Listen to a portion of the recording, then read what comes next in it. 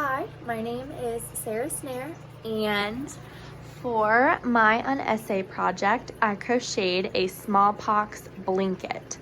So this was inspired by the story of the Europeans purposely infecting Native Americans with smallpox by giving them blankets that had been exposed to infected individuals. So each square on my blanket represents a historical event of racial injustice that is connected to smallpox. So there are three main groups that I found to be infected by these types of injustices, which I represented with different colored squares. The purple squares are for indigenous populations, the pink squares are for African Americans, and the blue squares are for Chinese people. So this square represents the Spanish conquest of the Aztec Empire. Historians claim that Cortez was able to conquer the Aztecs because they were wiped out by a large smallpox epidemic in 1520. However, author Francis Brooks provides evidence to show that this epidemic, while it did happen, did not cause an enormous number of deaths. The event that caused all these deaths was actually the Spanish attack on the indigenous peoples in 1521. This minor outbreak and the conquest became combined throughout history, he says, and the deaths were attributed merely to smallpox. This perpetuated the stereotype that non-white peoples were more susceptible to smallpox and did not have the means or intelligence to control it. I represented this story with an owl sitting on top of the Aztecs' Great Pyramid. For the Aztecs, the owl was a symbol of death, so I thought that this was an appropriate symbol to include to signify the misrepresentation of their deaths in the 16th century. So this square represents how the European colonists dealt with enslaved African Americans who contracted smallpox. As a quarantine measure, they would just take the slaves to an island and drop them off for weeks or months to let the disease run its course. This not only left these people without adequate treatment, but also left them vulnerable to other infections and parasites. These measures arose out of the European belief that Africans were the source of smallpox. I thought that it was interesting that multiple authors reference Sullivan's Island, South Carolina, as one of these types of quarantine sites. I symbolized this story with a picture of an island to represent the forced isolation and neglect that these people endured. So this square represents China's nickname as the cradle of smallpox. This nickname has been traced to a single document written by a French missionary named Marshal Thibault. In his essay titled On Smallpox, Thibault claimed that Chinese medicine was incompetent and that smallpox had originated there 3,000 years prior. This was not based on any evidence at all and was actually contrary to the truth. China had been conducting disease reporting, managing disease spread, and developing inoculation techniques earlier and more efficiently than anyone else. This nickname was developed to criticize Chinese science and depict them as unclean. I symbolize this with a little smallpox variola virus sitting in a cradle to represent China's nickname, the cradle of smallpox.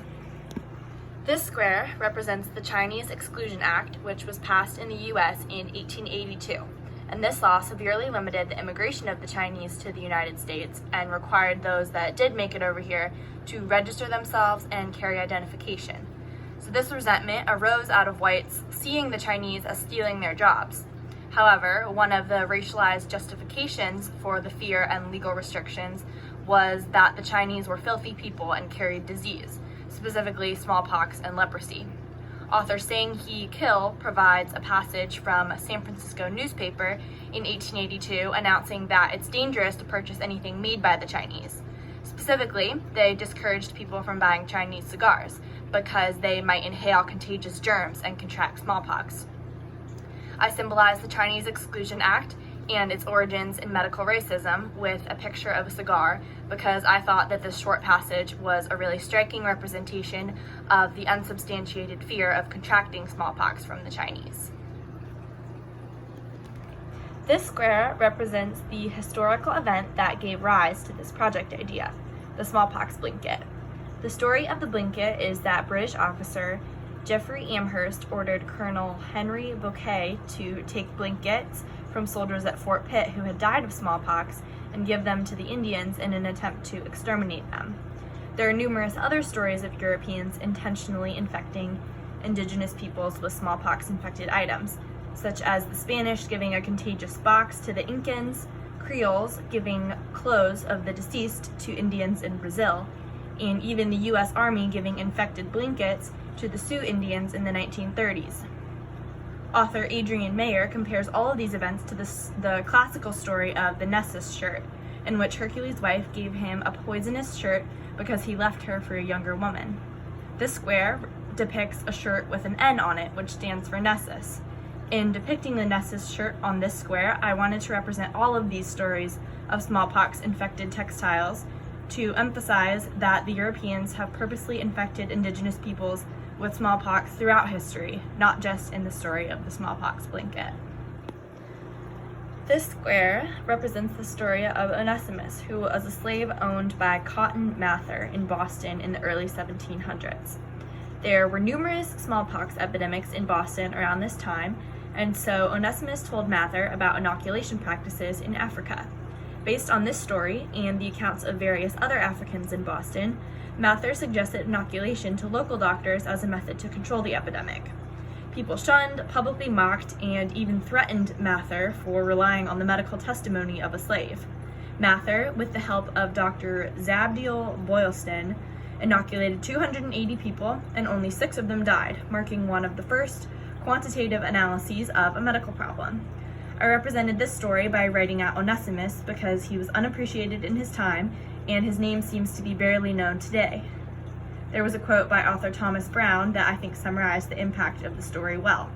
He said, "Had colonial American physicians been willing to listen to and believe the testimony of the slave population, inoculation could have been introduced as a preventative practice against this dreaded disease years earlier."